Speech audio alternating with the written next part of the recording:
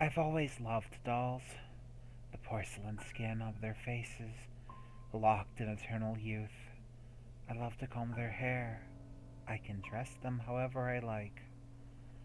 They are mine. I control every aspect of their being.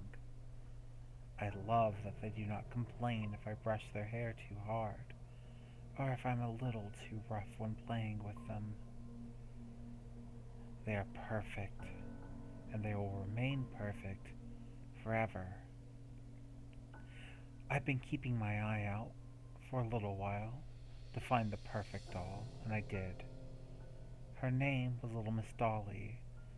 She was made up to be some kind of celebrity, and I wanted more than any doll I've ever found. It took months until she was finally mine. I could comb her hair, dress her up, and play with her in any way that I felt fit.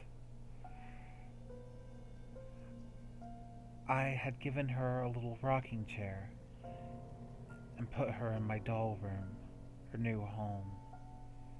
On the first night that she was finally mine, I had to admit that I may have been a little rough, but nothing that I couldn't fix later.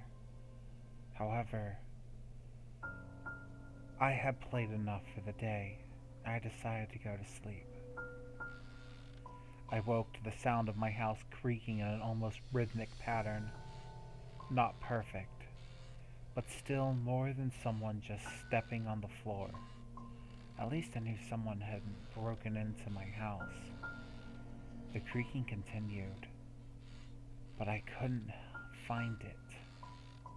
I searched the other rooms, making sure that each one of my dolls was in its proper place.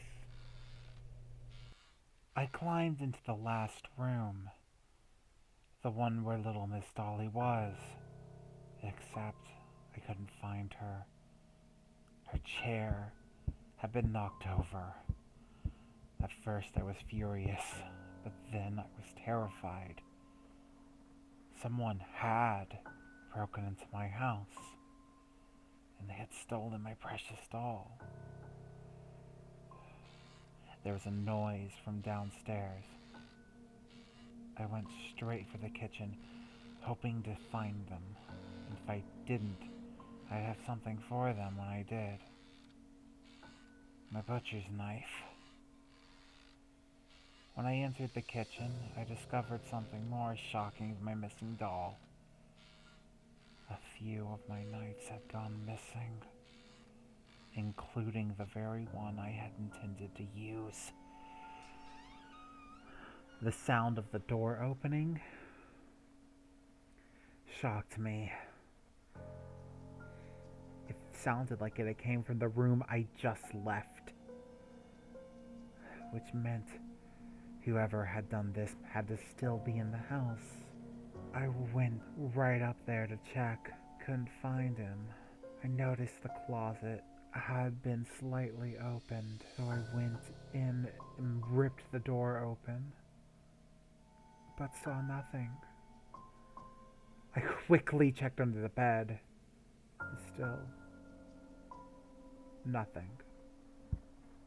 Then I thought I heard another sound behind me.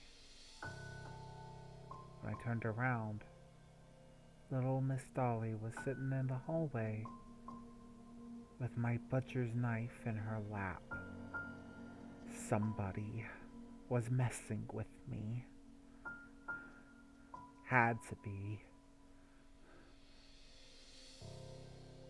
I thought I heard something behind me. I went to turn around, but I also thought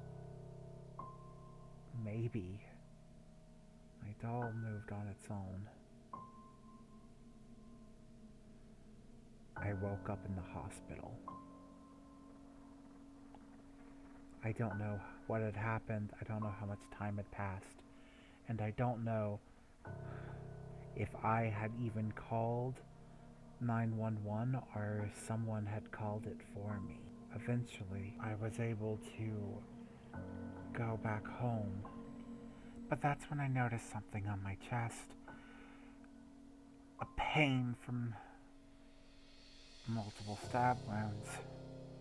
No, a message carved into my chest. I'm not your dolly.